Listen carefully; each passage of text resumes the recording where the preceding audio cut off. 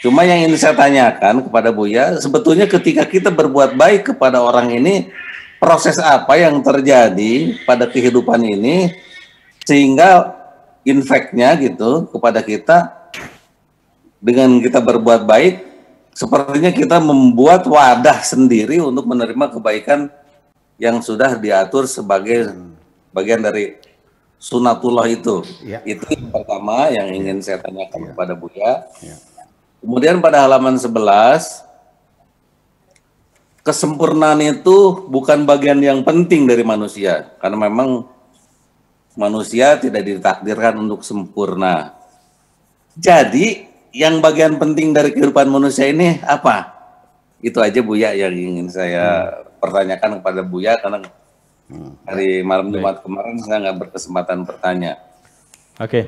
Iya, terima kasih. Assalamualaikum warahmatullahi wabarakatuh. Waalaikumsalam warahmatullahi wabarakatuh. Dua hal pertanyaan ya dari Pak Didik tentang berbuat baik. Sebenarnya ada proses apa yang terjadi ketika kemudian bahwa orang berbuat baik itu ternyata menjadi wadah kebaikan juga buat dirinya sendiri. Kita kembali kepada firman Tuhan juga. Iya. In ahsantum li anfusikum. Iya.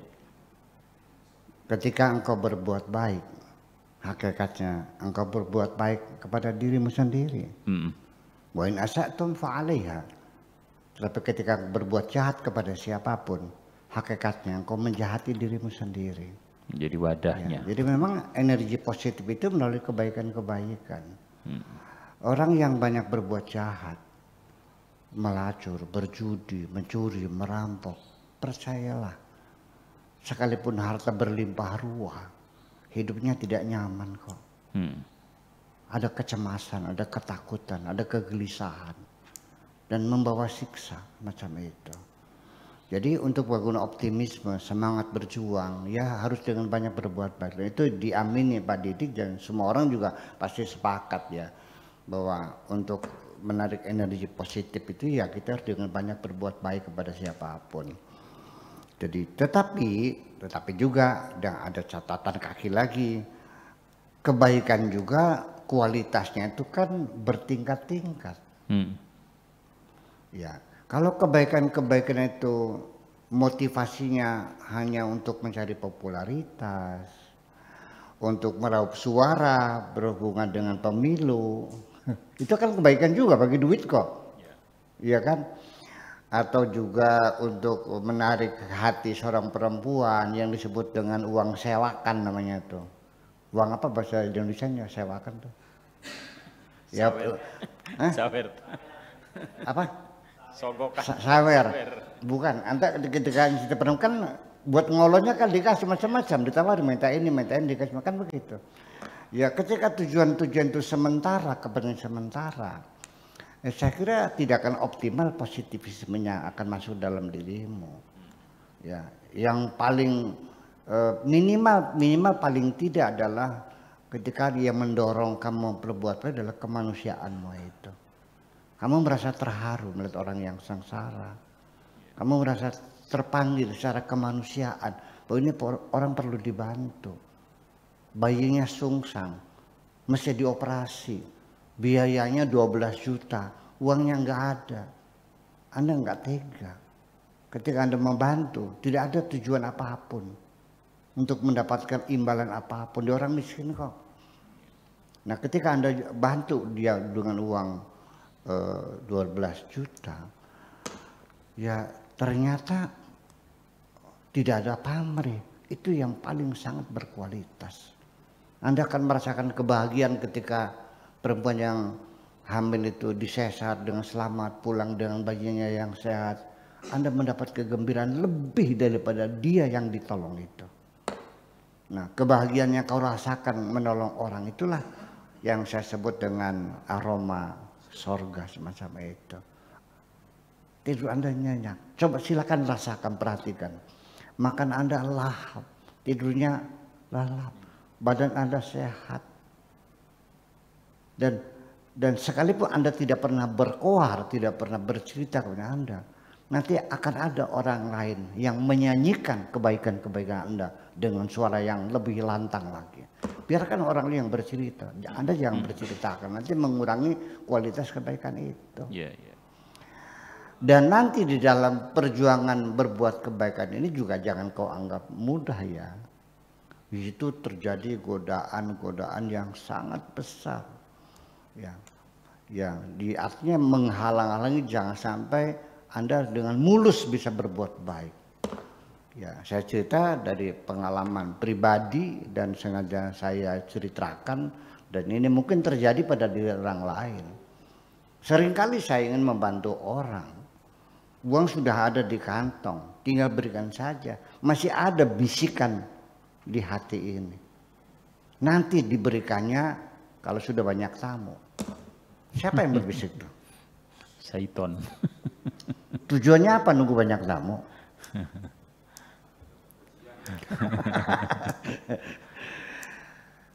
Kemudian lagi seringkali orang yang sedang susah itu datang minta tolong. Saya diingatkan akan kejahatan dia dulu terhadap diri saya. Lupa ya, dulu dia pernah menghina kamu, pernah memfitnah kamu. Mengungkit kemarahan saya supaya saya jangan menyumbang. Bayangkan, tidak semudah itu. Bahkan bukan itu saja, sampai anak istri kita juga bisa dijadikan media bagi setan untuk menggoda kita. Iya, istrinya akan cemberut akhirnya kan. Jadi begini, saya buatkan satu cerita. Ini tetangga sebelah itu mengerang kesakitan, sedang hamil. Yaitu bayinya sungsang, mesti dioperasi. Usia sudah 9 bulan, sudah waktunya lahir. Tapi karena sungsang kan nggak bisa keluar, harus dioperasi. Uang nggak ada, merintih semalaman. Terdengar suara rintihannya tetangga. Uang ada, 12 juta tuh.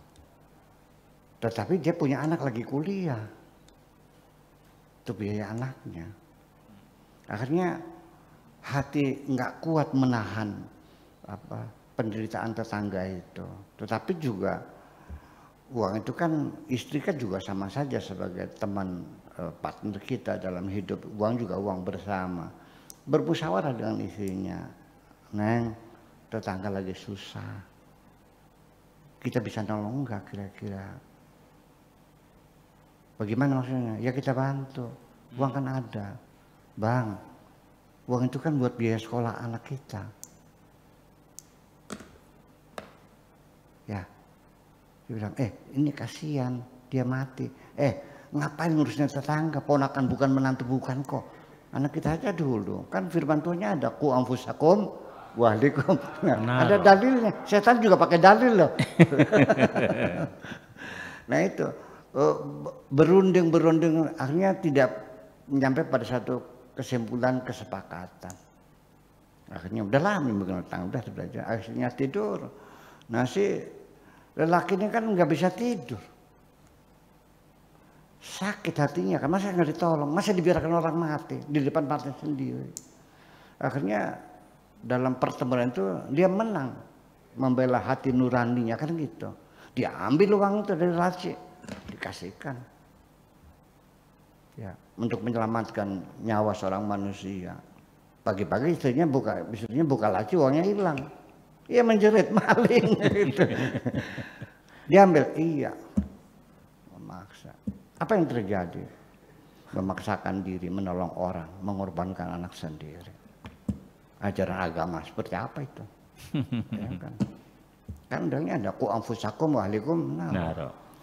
Dia bilang, anak kita ditunda sekolah tahun depan nggak ada masalah, nggak mati. Kalau ini nggak kan mati. Udah kalau begitu saya yakin ini pasti hamilnya sama kamu hamilnya. Gitulah kira-kira. Disitulah kita ya di samping kita memang berbuat baik, tapi juga disertai dengan menjaga, merawat, mengawal kebaikan kita supaya tetap sebagai berkualitas. Paling tidak adalah dorongan hati nurani secara kemanusiaan. Yang lebih hebat lagi kalau yang kau lihat adalah wajah Allah SWT. Bukan karena melihat tetangganya, bukan melihat siapapun, karena melihat wajah Allah. Itu, jadi sudah tidak ada kepentingan apapun.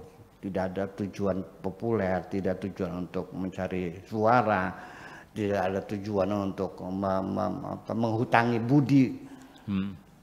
Ya, kita seringkali berbuat baik, tapi di dalam hati kita seperti menghutangi budi. Buktinya mana? Ketika engkau butuh dan orang yang pernah engkau tolong itu tidak bisa menolongnya, Anda mengungkit kan? Iya. Nah, berarti kebaikan Anda adalah untuk reciprocal, imbal balik. Iya, termasuk orang tua juga membiayai anaknya. Kan lumayan barangkali kita sudah tua, nanti anak-anak kita yang mengurusi. Begitu anak tidak mengurusnya, Mengumpat. kecewa juga. Nah, itulah persoalannya. Yuk kita melihat diri kita sendiri. Kita ini jujur aja ya, bertatap muka dengan manusia setiap hari. Berbincang-bincang dengan manusia setiap hari. Tapi kapan kita bertatap muka dengan diri kita sendiri? Sangat jarang sekali. Terima kasih.